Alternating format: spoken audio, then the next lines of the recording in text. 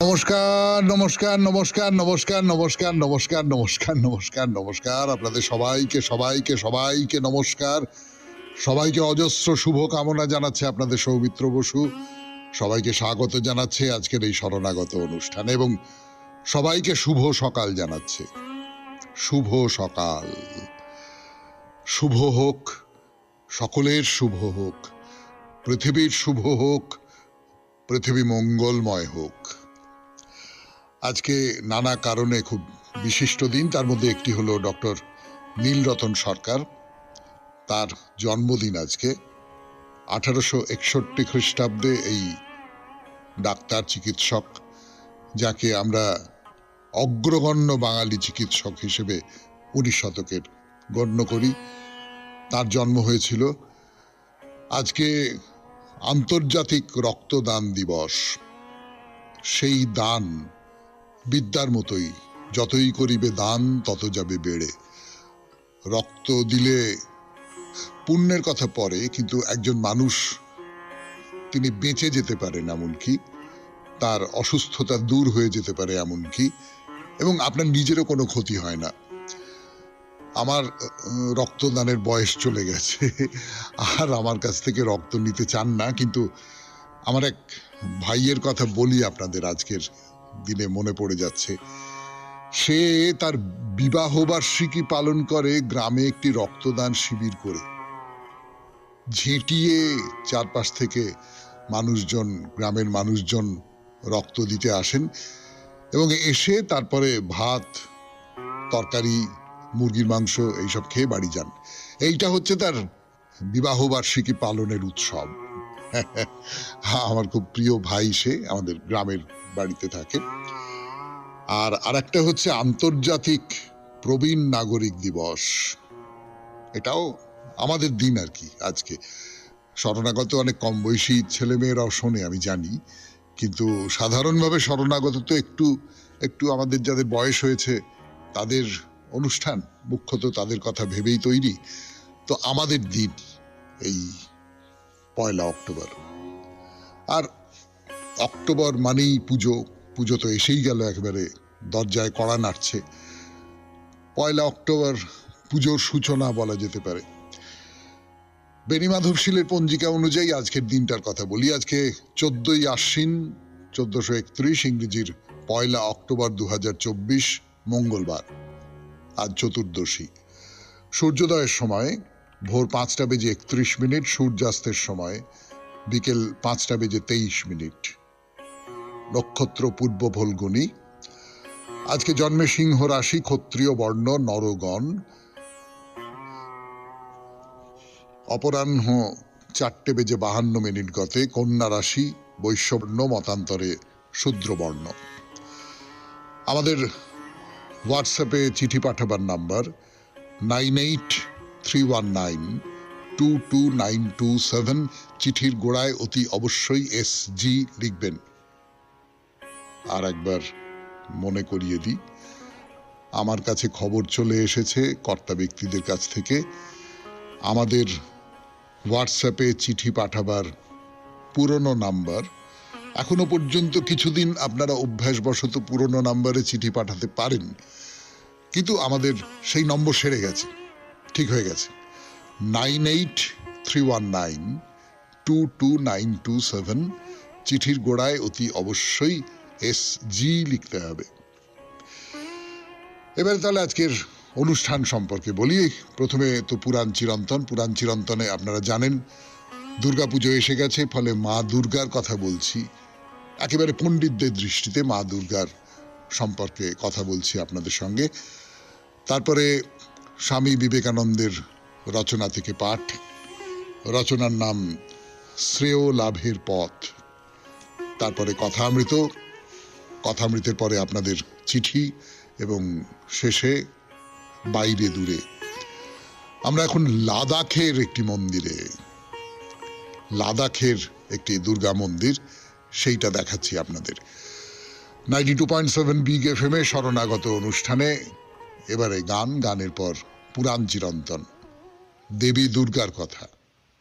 যা বলছিলাম আপনাদের 92.7 বিগ FM এ শরণাগত অনুষ্ঠানে দেবী দুর্গা এইভাবে সমস্ত দেবতাদের দ্বারা, সমস্ত দেবতাদের তেজে, সমস্ত দেবতাদের দেওয়া অস্ত্রে সজ্জিত হয়ে উঠলেন। মহাশক্তির এই যে আবির্ভাব, সেটা সমস্ত দেবতার শক্তি বা তেজের সমবায়। তাই আমরা যে এই দেবী দুর্গার বন্দনা করি, সে আসলে আমরা সমস্ত দেবতার বন্দনা করি। তো অন্যান্য দেবতার সঙ্গে চণ্ডীর যে সম্পর্ক, শিবের সঙ্গেও সেই একই সম্পর্ক। হিমালয়ের সঙ্গে সম্পর্ক কেবলমাত্র এই যে অন্যান্য দেবগণ দেবীকে অস্ত্র শস্ত্র ভূষণ এই সমস্ত দিয়ে যখন সাজিয়ে দিচ্ছিলেন, তখন হিমালয়ে দেবীকে দিলেন সিংহ,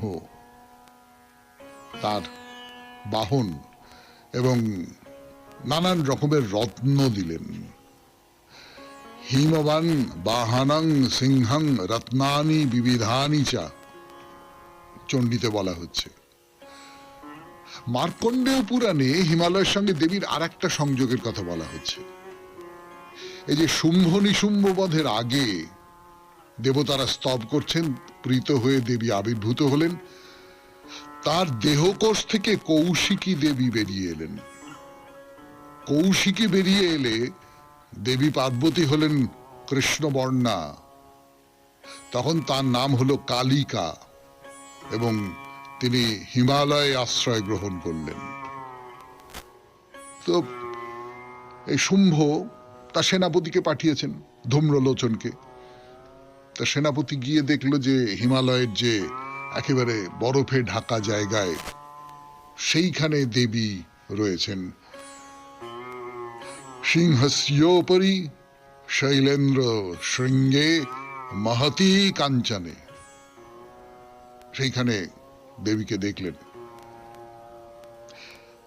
দেবী ভাগবতে মহিষাসুর বধের জন্য ব্রহ্মা যখন মহাদেবের কাছে এসেছিলেন, তখন শিব বলেছিলেন, তো আপনি তো তাকে বর দিয়ে এরকম করেছেন, তাকে বধ করবার মতো নারী কোথায়? আপনার বা আমার স্ত্রী তো যুদ্ধে যেতে পারবে না। তো ব্রহ্মার বরে কোনো পুরুষের দ্বারা মহিষাসুর নিহত হবে না। তখন দেবতারা বিষ্ণুর কাছে গিয়ে বললেন যে ব্রহ্মা তাকে বর দিয়েছেন যে পুরুষদের অবদ্ধ হও। এই ষটকে যুদ্ধে হত্যা করবে এমন স্ত্রীলোক কোথায়? উমা, লক্ষ্মী, শচী, সরস্বতী, কে তাকে বধ করতে পারবে? তখন ব্রহ্মা কি বললেন?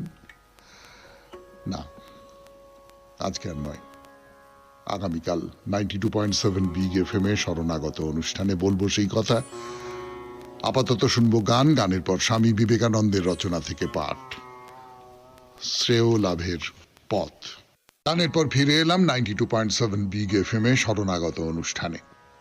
এর আগের দিন বলেছিলাম, মানে যে কথা দিয়ে শেষ করেছিলাম, বলেছিলাম এরপরে আমার নিজের একটা দুটো কথা বলবার আছে। কি কথা দিয়ে শেষ করেছিলাম গতদিনের পুরাণ চিরন্তন? সেটা হচ্ছে যে এই মহিষাসুর, তার যে অসম্ভব অত্যাচার, তাতে করে দেবতারা সকলে ক্রুদ্ধ হয়ে উঠলেন এবং তাদের তেজ একসঙ্গে সম্মিলিত হয়ে এই দেবীর জন্ম হলো। তো এই যে অনেকের তেজ একসঙ্গে যুক্ত হয়ে একজন দেবীর জন্ম হলো, এর কিছু কিছু উদাহরণ আমরা দেখতে পাই। মানে আমাদের এই চারপাশে এই 2024 সালের যে পৃথিবীতে, 2024 সালের বাংলায় আমরা দেখতে পাই যে বহু মানুষের ক্রোধ একসঙ্গে জড়ো হচ্ছে, একটা আকার নিচ্ছে। এইরকম তো আমরা দেখি আমাদের চারপাশে। আমরা এটা জানি যে এক একজন দেবতা এক একটা অস্ত্র দিয়েছিলেন দেবীকে, এটা আমরা জানি। কিন্তু এটাও বলি আপনাদের যে এক একজন দেবতার তেজে দেবীর শরীর গড়ে উঠছে, দেবীর প্রতিমা গড়ে উঠছে। কিরকম?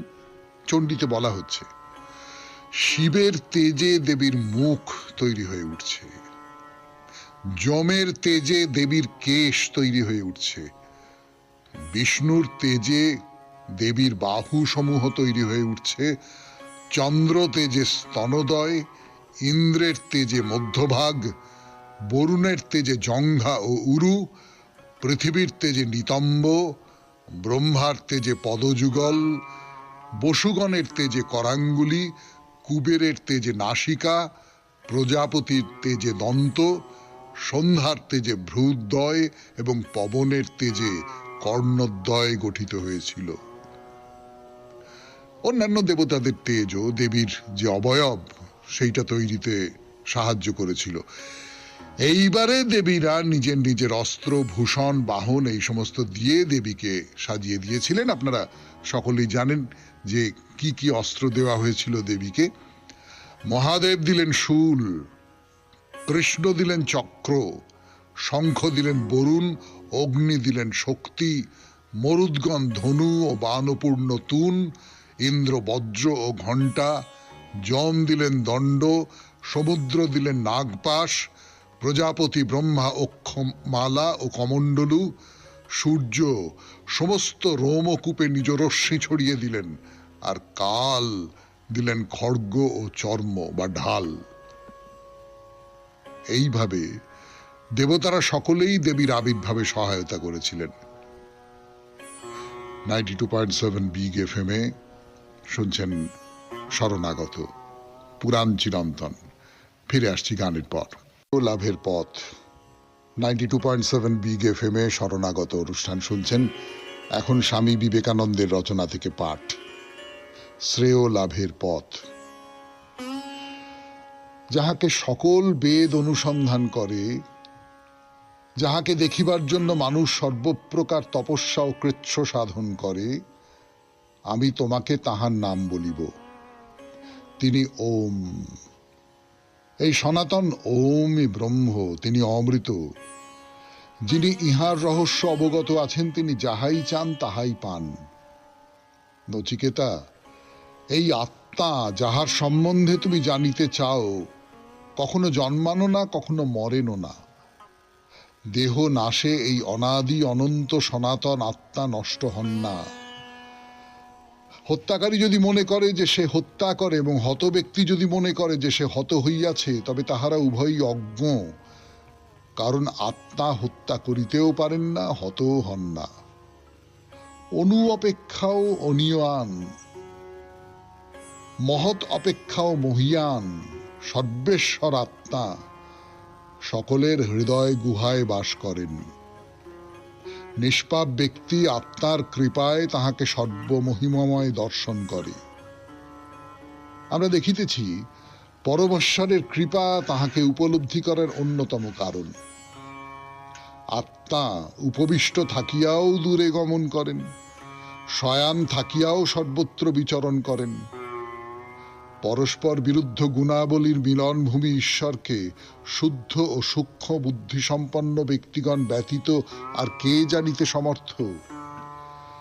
বিভিন্ন দেহে অশরীরী রূপে বর্তমান এবং অনিত্য বস্তুর মধ্যে নিত্যরূপে বিদ্যমান সেই মহান ও সর্বব্যাপী আত্মাকে জানিয়া ধীমান ব্যক্তি শোক করেন না।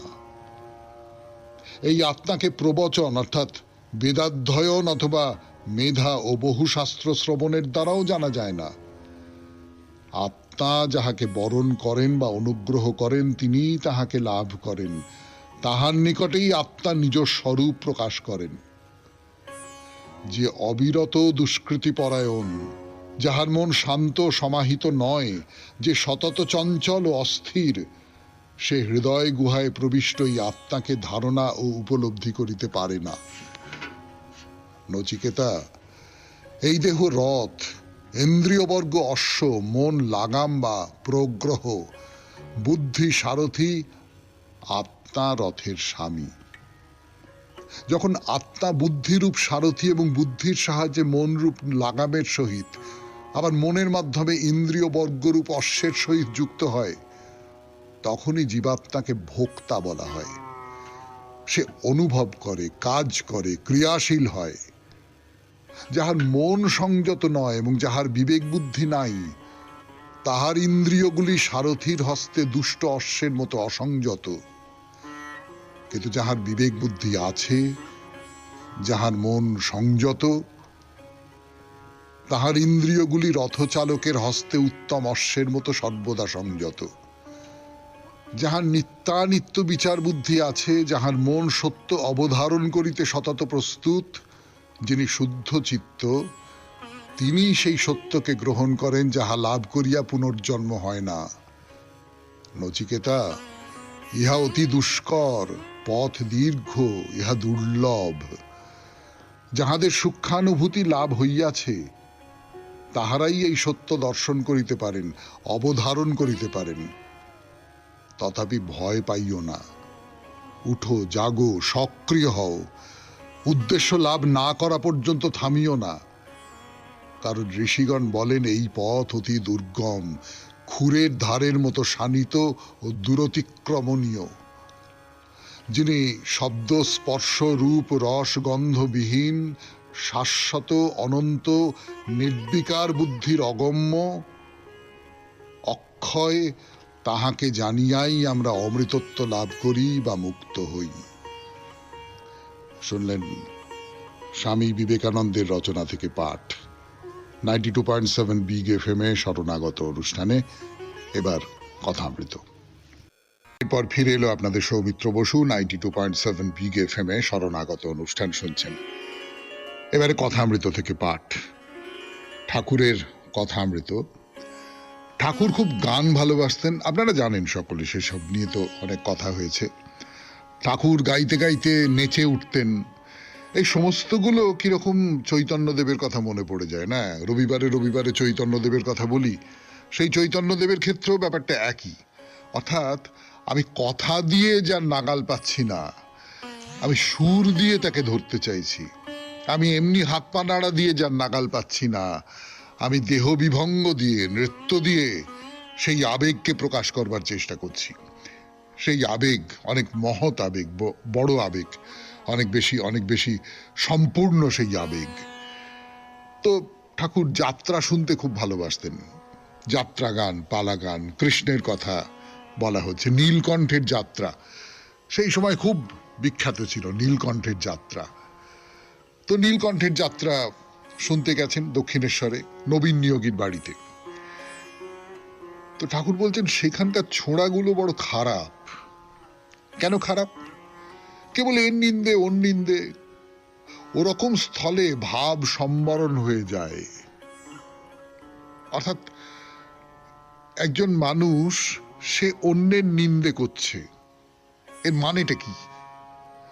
আমি যখন অন্যের নিন্দে করি বা আপনি যখন ধরা যাক অন্যের নিন্দে করছেন, তার মানে হচ্ছে আপনার ভেতরে একটা অহং প্রবেশ করেছে। কিন্তু অর্থাৎ আপনি মনে মনে এইটা বলছেন যে আমি ওর চেয়ে উঁচুতে আছি, আমি ওর চেয়ে বড় জায়গায় আছি, আমি ওর চেয়ে মহত্তর। ওটা খারাপ, ওটা নীচ। সেই নীচতার নানান রকম ধরন হতে পারে, সেটা জাতি, বর্ণ ইত্যাদি ইত্যাদির দিক থেকে নীচ হতে পারে। সেটা অন্যের আচার আচরণটা আমার পছন্দ হয় না, সেই কারণে আমি তার নিন্দে করছি, সেটা হতে পারে, বা নানান রকম কিছু হতে পারে।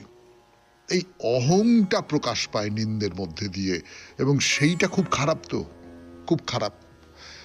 2 নম্বর যে কথাটা, সেটা হচ্ছে যে আমি যখন অন্যের নিন্দে করি তখন আমি নিজেকে ছোট করে ফেলি।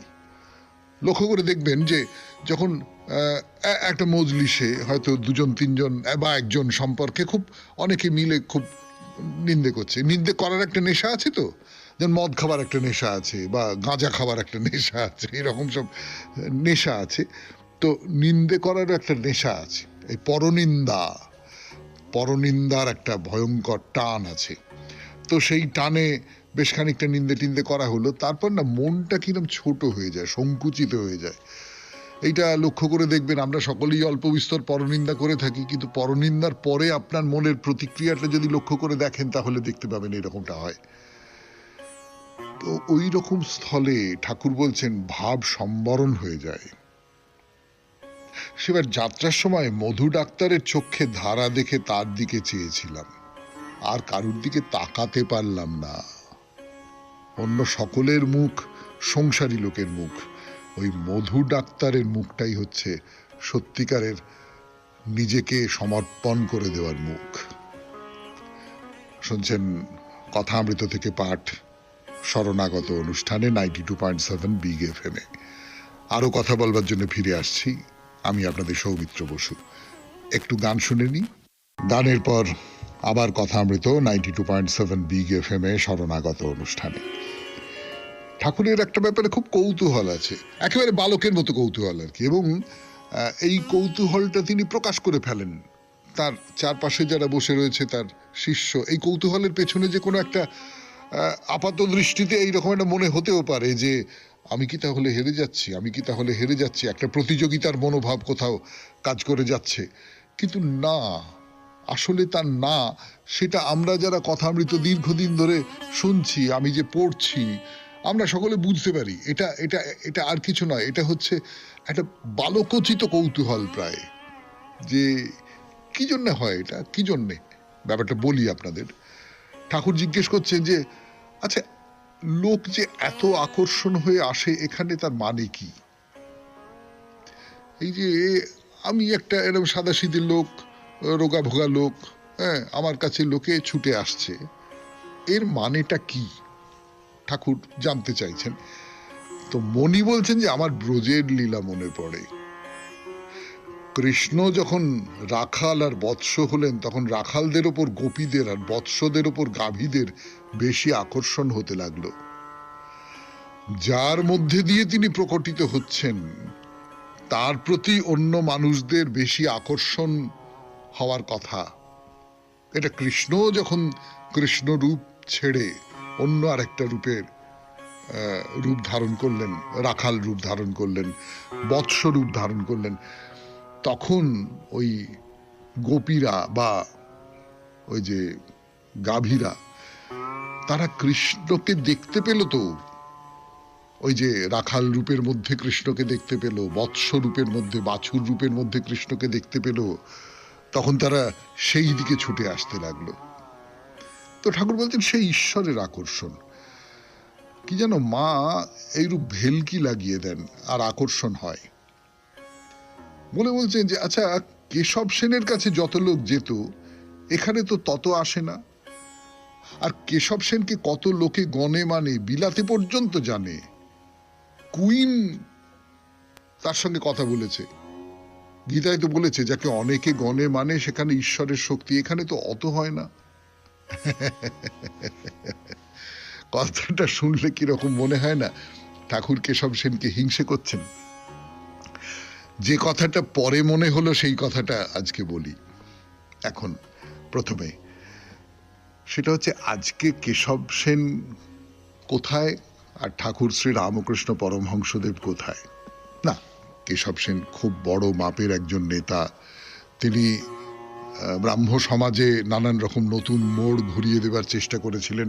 তার ভালো খারাপ নিয়ে তর্ক বিতর্ক ইত্যাদি ইত্যাদি নানান রকম সমস্ত আছে, সে তো আছে। কিন্তু ঠাকুর তো ঠাকুর, ঠাকুর শ্রী রামকৃষ্ণ পরমহংসদেবের কথা আর কেশবচন্দ্র সেনের কথা, এই দুটোর মধ্যে তো সত্যি সত্যি আজকে এরা দুজনেই চলে যাবার পর, ঠাকুর অপ্রকট হয়েছেন, কেশবচন্দ্র সেন চলে, এই দুজন চলে যাবার এত বছর পরে আজকে ঠাকুর কত কত বেশি মানুষ তাকে মনে করে, তার ভজনা করে, তার পায়ে নিজেকে সমর্পণ করে, তাই না?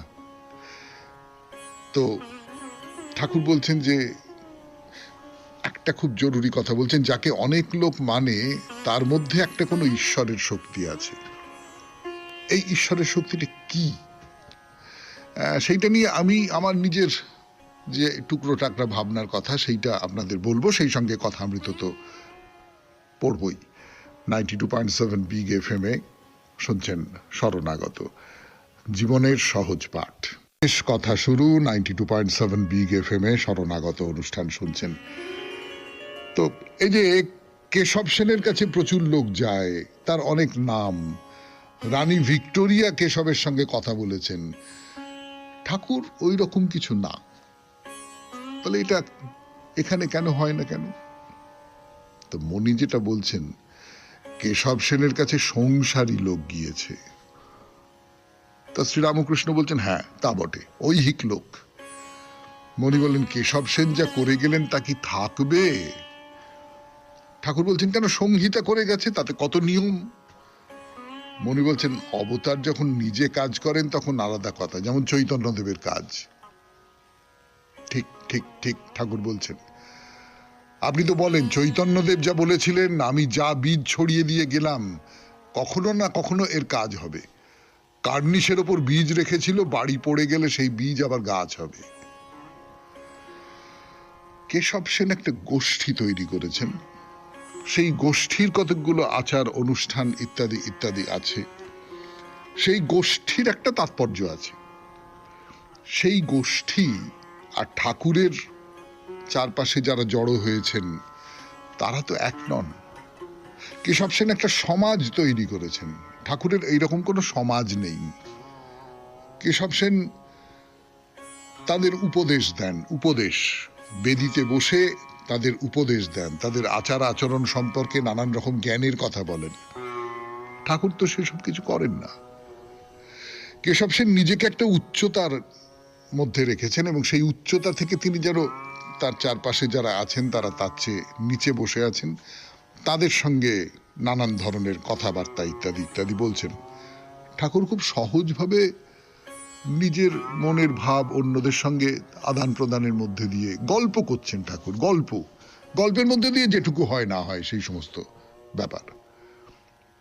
কেশব সেনের কাছে যারা যাচ্ছেন, ব্রাহ্মদের এইটা একটা সংকটের কথা পণ্ডিতেরা বলেছে যে ব্রাহ্মরা মোটামুটি সমাজের উচ্চবিত্ত মননশীল মানুষ, একেবারে নিচের তলা পর্যন্ত ব্রাহ্মমত ছড়িয়ে পড়েনি, যে কারণে ব্রাহ্মমত খুব বেশি প্রসারিত হতে পারল না।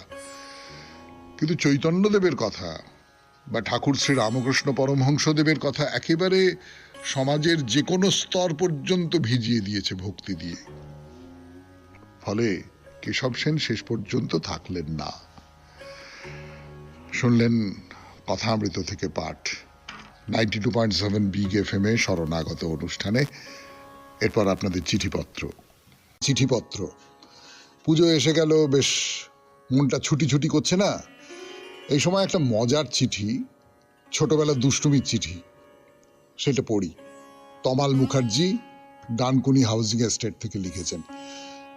কিরকম দুষ্টু ছিলাম আমরা ছোটবেলায়, মানে তমালবাবু তো ছিলেনই, কিন্তু আমাদেরও এরকম দুষ্টুমির গল্প তো নিশ্চয়ই অনেক আছে। সেরকম একটা গল্প। পত্রের প্রথমে আপনাকে জানাই আমার সশ্রদ্ধ নমস্কার, আর শরণাগত পরিবারের সকলকে জানাই আমার আন্তরিক শুভেচ্ছা ও ভালোবাসা। ছোটবেলার কত স্মৃতি বিজড়িত এই জীবন। ছোট বয়সে অনেকে ভাবে ডাক্তার হবে, ইঞ্জিনিয়ার হবে, শিক্ষক মহাশয় হবে। আমার খুব শখ ছিল গোয়েন্দা হব। কেন জানি না, হয়তো ছোট বয়স থেকে বিভিন্ন রহস্যের বই পড়ার ফলে আমার শরদিন্দু বন্দ্যোপাধ্যায়, নিহার রঞ্জন গুপ্ত, সত্যজিৎ রায়, তারপর শার্লক হোমসের বই খুব প্রিয়। তার আগে দস্যুমোহন মুখস্থ। সর্বদাই এইসব কাহিনী মাথায় ঘুরপাক খেত, আর সবকিছুর মধ্যে আমি রহস্য খুঁজে বেড়াতাম। এরকম একদিন একটা সুযোগ এলো রহস্য উন্মোচনের। খুব খুশি। এবারে বলি আসল ঘটনা। আমার এক বন্ধু এসে বলল, স্কুলে তার ইংরেজি গ্রামার বই চুরি হয়ে গেছে ব্যাগ থেকে। তোকে এই রহস্যময় চুরির তদন্ত ভার দিলাম, এর বিহিত তোকে করতেই হবে। আমি মনে মনে খুব খুশি আর গর্ববোধ করতে লাগলাম। নিজেকে শার্লক হোমস, কিরিটি, ব্যোমকেশ কত কি না ভাবছি। আমি পেশাদারি গোয়েন্দার কায়দায় বললাম, আপনার কাউকে সন্দেহ হয়? বন্ধু তো হকচকিয়ে গেল আপনি বলা দেখে। আমি বললাম, এটাই নিয়ম, তদন্তের সময় আপনি বলা। সব বন্ধুরা চুপ করে তাকিয়ে রইল আমার দিকে। এইভাবে দুদিন কেটে গেল। 3 দিনের দিন টিফিনের সময় আমি বন্ধুকে বললাম, আজ বই পেয়ে যাবেন। কিছু গোপন কথা আছে যা বলা যাবে না, তদন্ত শেষ হয়ে গেছে। আস্তে আস্তে জাল গুটিয়ে নিয়েছি। বন্ধুটি ভয়ে ভয়ে মাথা নেড়ে সম্মতি জানালো। টিফিনের পর আর 4-5 দিন পরে ইংরেজির স্যার বিনোদ বিহারী বাবু, নামটা বদল করলাম, ক্লাস নেবেন। উনি ছুটিতে ছিলেন। খুব ভয় পাই আমরা। অবশ্য উনি খুব ভালোবাসেন সকল ছাত্রকে। টিফিনের পর সবাই ক্লাসে এসে চুপচাপ বসে আছি। ধুতি পাঞ্জাবি কাঁধে, একটা চাদর, হাতে লাঠি। চেয়ারে বসে বললেন, সবাই এই কদিনে পড়াশোনা করেছো তো? আমার বন্ধু উঠে দাঁড়িয়ে কিছু বলবার চেষ্টা করবার আগেই স্যার বললেন, তোমার গ্রামার বইটা আমার কাছে আছে অফিস ঘরে, ক্লাস শেষ হলে নিয়ে নিও। কদিন নিশ্চয়ই খুব অসুবিধে হলো। আমার দিকে হাঁ করে তাকিয়ে আছে আমার বন্ধু। আজও আমি কাউকেই বলিনি কার কাছ থেকে বইটা পেয়েছিলাম আর কিভাবে উদ্ধার করেছিলাম। আমরা দুজনে স্যারকে সব বলে বইটা দিয়ে বলেছিলাম আপনি ওকে দিয়ে দেবেন স্যার, তাহলে আর কোনো কথা হবে না। স্যারের পায়ে হাত দিয়ে বলেছিলাম আর কোনোদিন এমন ঘটনা আমাদের ক্লাসে হবে না স্যার। স্যারও মেনে নিয়ে তাকে আর কোনো শাস্তি দেননি। নমস্কারান্তে, তমাল মুখার্জি, ডানকুনি হাউজিং এস্টেট। হ্যাঁ, আমরা যারা বুড়ো হয়ে গেছি এই সমস্ত ছোটবেলার গল্পগুলো আমাদের প্রায় মণিমাণিক্যের মতন করে আগলে রাখার মতো। আপনাকে অনেক ধন্যবাদ তমাল বাবু এই গল্পটা লেখার জন্য। এবারে গানের পর 92.7 বিগ এফএম এ শরণাগত অনুষ্ঠানে আমরা লাদাখের সেই দুর্গা মন্দিরের কথা বলবো। লাদাখ বরফের দেশ, শীতের দেশ, সেখানকার দুর্গা মন্দির। ফিরে আসছি, একটু গান শুনে নি। এরপর ফিরে এলো আপনাদের সৌমিত্র বসু। 92.7 বিগ এফএম এ শরণাগত অনুষ্ঠান শুনছেন। এবারে কথামৃত থেকে পাঠ, ঠাকুরের কথামৃত। ঠাকুর খুব গান ভালোবাসতেন, আপনারা জানেন সকলে, সেসব নিয়ে তো অনেক কথা হয়েছে। ঠাকুর গাইতে গাইতে নেচে উঠতেন, এই সমস্তগুলো কিরকম চৈতন্যদেবের কথা মনে পড়ে যায় না? রবিবারে রবিবারে চৈতন্যদেবের কথা বলি, সেই চৈতন্যদেবের ক্ষেত্রেও ব্যাপারটা একই। অর্থাৎ আমি কথা দিয়ে যার নাগাল পাচ্ছি না, আমি সুর দিয়ে তাকে ধরতে চাইছি। আমি এমনি হাত পা নাড়া দিয়ে যার নাগাল পাচ্ছি না, আমি দেহ বিভঙ্গ দিয়ে, নৃত্য দিয়ে সেই আবেগকে প্রকাশ করবার চেষ্টা করছি। সেই আবেগ অনেক মহৎ আবেগ, বড় আবেগ, অনেক বেশি সম্পূর্ণ সেই আবেগ। তো ঠাকুর যাত্রা শুনতে খুব ভালোবাসতেন। যাত্রা গান, পালা গান, কৃষ্ণের কথা বলা হচ্ছে। নীলকণ্ঠের যাত্রা সেই সময় খুব বিখ্যাত ছিল, নীলকণ্ঠের যাত্রা। তো নীলকণ্ঠের যাত্রা শুনতে গেছেন দক্ষিণেশ্বরে নবীন নিয়োগীর বাড়িতে। তো ঠাকুর বলছেন সেখানকার ছোড়াগুলো বড় খারাপ। কেন খারাপ? কেবল এর নিন্দে ওর নিন্দে, ওরকম স্থলে ভাব সম্বরণ হয়ে যায়। অর্থাৎ একজন মানুষ সে অন্যের নিন্দে করছে, এর মানেটা কি?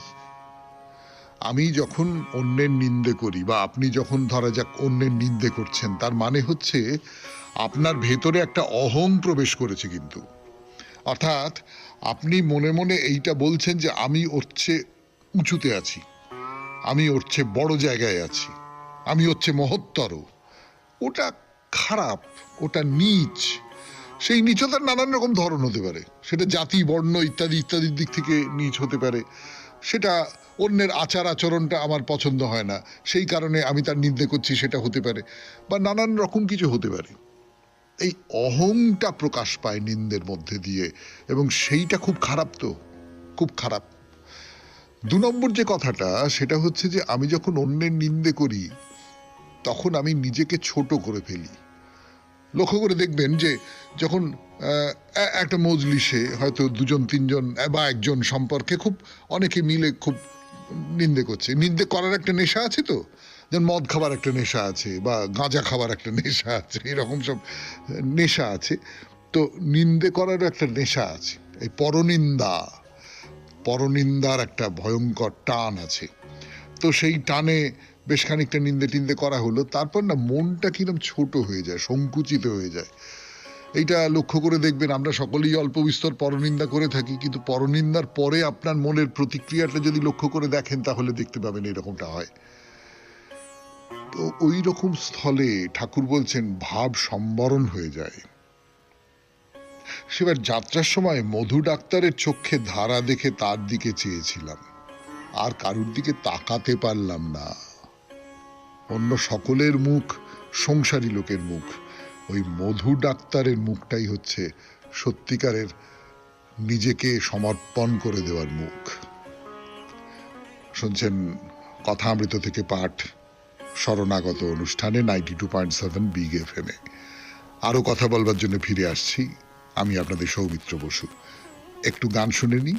মন্দিরের সামনে দাঁড়িয়ে যেটা খুব বলতে ইচ্ছে করছে, এই যে সুন্দর দেবীর মন্দির, পর্বত শক্তিপীঠ, লাদাখের এই বিখ্যাত মন্দির, খুব অন্যরকম দেখতে এই মন্দিরটি। মানে মন্দির বললেই আমাদের চোখের সামনে কতকগুলো ছবি ভেসে ওঠে। তো ধরুন আমাদের এই বাংলার কি উত্তর ভারতের যে মন্দিরগুলো, সেই মন্দিরের একটা ধরন আছে, সেই ধরনটা আমাদের খুব চেনা ধরন। দক্ষিণ ভারতের মন্দিরের আবার আর এক রকমের একটা চেহারা আছে, সোজা উঠে গেছে থাক থাক থাক থাক থাক থাক করে, এবং সেখানে অজস্র কারুকার্যময় যে মন্দিরের গা, সেইরকম করে একটা মন্দিরের চেহারা আছে, আপনারা সকলেই জানেন। এই যে মন্দিরটা খুব অন্যরকম, মানে একেবারে লম্বা খাড়া একটা মিনারের মতন উঠে গেছে মন্দিরটা। তো এই যে মন্দিরের এই যে স্থাপত্য, এই বিশেষ ধরনের স্থাপত্যকে বলা হয় নাগারা স্টাইল অফ আর্কিটেকচার। ওই নাগারা স্টাইল অফ আর্কিটেকচারে এই যে মন্দিরের বাইরের যে দেওয়ালটা, একটা হলুদ রঙের মন্দির, সেটাও খুব অদ্ভুত। হলুদ রঙের একটা মন্দির, একটা মিনারের মতন মন্দির।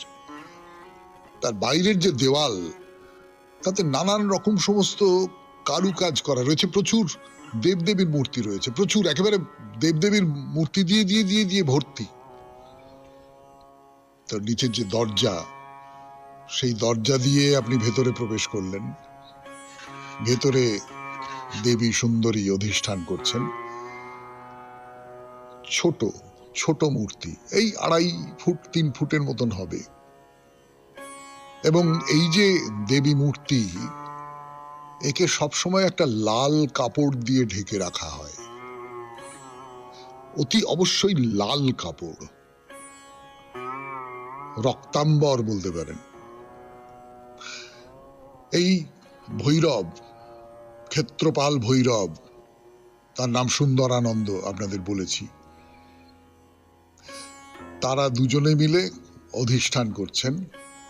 তিনি যেন এই যে প্রকৃতি মা, সেই প্রকৃতির মার প্রতিনিধিত্ব করছেন।